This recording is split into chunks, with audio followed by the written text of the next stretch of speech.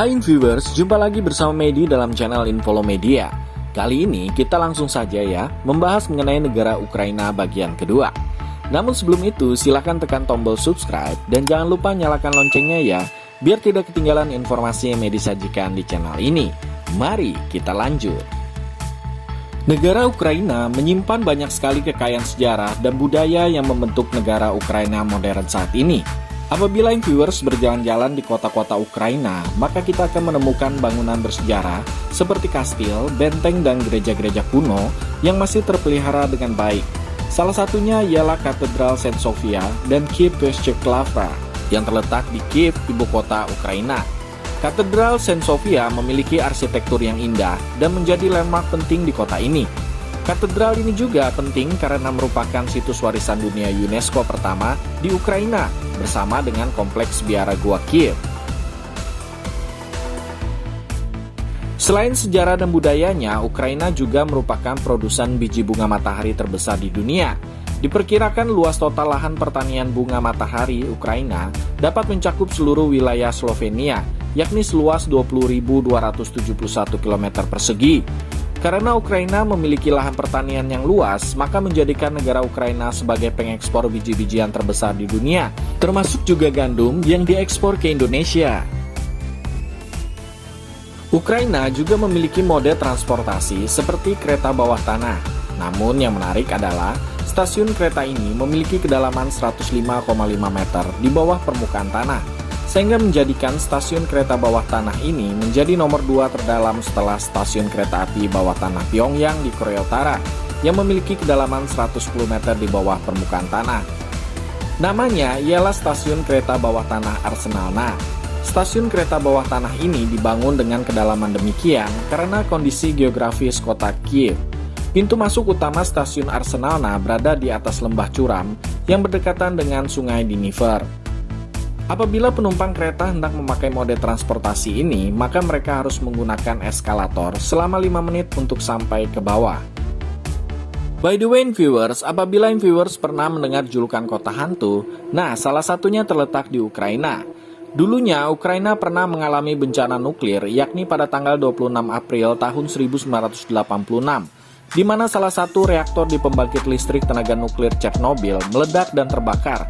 Akibatnya, isotop radioaktif dalam jumlah besar tersebar ke atmosfer di seluruh kawasan Uni Soviet bagian barat dan juga Eropa. Bencana nuklir ini dianggap sebagai kecelakaan nuklir terburuk sepanjang sejarah. Kota di Ukraina, terutama yang terletak di utara, pada akhirnya menjadi kota hantu karena ditinggalkan penduduknya. Dua di antaranya yang paling parah terkena dampak ledakan nuklir ini adalah kota Pripyat dan juga Kovachi, karena kota ini berdekatan dengan fasilitas nuklir Chernobyl. Jumlah pekerja yang dilibatkan untuk menanggulangi bencana ini sekitar 500.000 orang dan menghabiskan dana sebesar 18 miliar rubel sehingga mempengaruhi ekonomi Uni Soviet pada masa itu. Ribuan penduduk pun terpaksa diungsikan dari kota Chernobyl. Namun uniknya nih viewers, beberapa tahun kemudian kawasan ini malah menjadi salah satu tujuan wisata di Ukraina. Banyak titik di daerah yang tercemar telah dibuka untuk wisatawan sejak tahun 2011.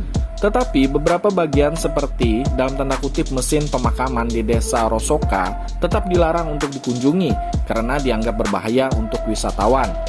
Meskipun Chernobyl telah dinyatakan aman untuk dikunjungi, namun harus tetap mengikuti prosedur yang ada demi keamanan para turis. Bahkan pada tahun 2021 untuk memperingati 35 tahun terjadinya bencana, Ukraine International Airlines mengadakan tur udara yang dilaksanakan pada tanggal 25 April dengan biaya sekitar 106 US dollar atau sekitar 1,5 juta rupiah. Peserta tur akan dapat menikmati pemandangan dari udara yang merupakan zona pengecualian untuk melihat kota yang terdampak radiasi nuklir. Informasi dalam penerbangan akan disediakan oleh pemandu dari Chernobyl Tour, sebuah perusahaan terkenal asal Ukraina yang mengkhususkan diri dalam pariwisata zona pengecualian. Salah satu tempat yang juga menarik untuk dikunjungi di Ukraina adalah Terowongan Cinta. Terowongan ini adalah sebuah terowongan yang terletak di Klevan, Ukraina Barat Laut. Terowongan ini terkenal sebagai tempat yang romantis. Padahal dulunya adalah sebuah terowongan kereta api alami, namun sudah lama terbengkalai.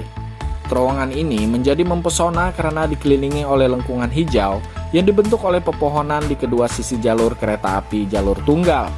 Suasananya yang romantis menarik banyak pasangan ke tempat ini. Bahkan ada legenda setempat mengatakan bahwa pasangan yang mengunjungi tempat ini maka permohonannya akan terkabul.